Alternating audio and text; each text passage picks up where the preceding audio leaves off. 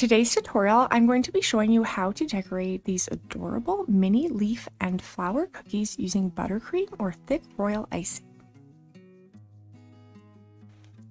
For this tutorial, I'll be using a number 104 petal piping tip, and it's important to note that there is a wide end and a narrow end. A 103 or 102 would also work.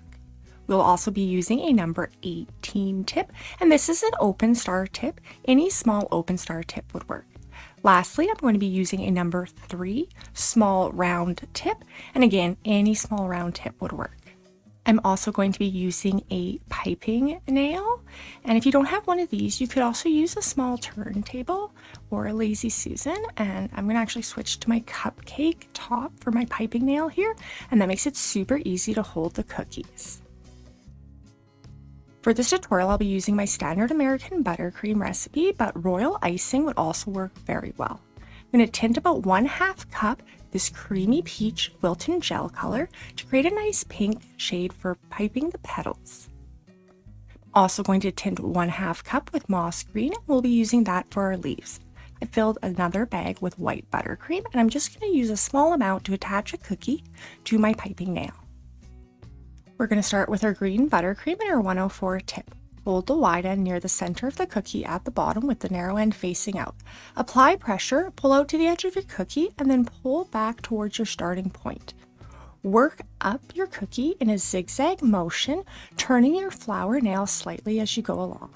Once you reach the top, work in the opposite direction, back down towards your starting point.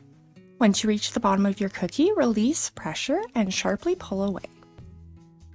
And that is how easy it is to pipe a leaf cookie using buttercream or royal icing. Next, I'm going to take one of my small round cookies and attach it to my piping nail here. And this time I'm using my pink buttercream and my 104 tip. So with the wide end at the center and the narrow end facing out, I'm going to apply pressure, pull out towards the outer edge while turning, and then pull back towards the center, releasing and sharply pulling away to form each of these petals. We want them to be touching, but they don't need to be overlapping. It's important that you pull all the way out to the edge of your cookie to ensure good coverage with your flower.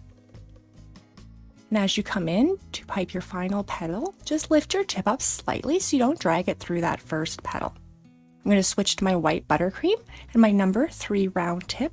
I'm just going to pipe some small dots in the middle of my flower here to finish off the center.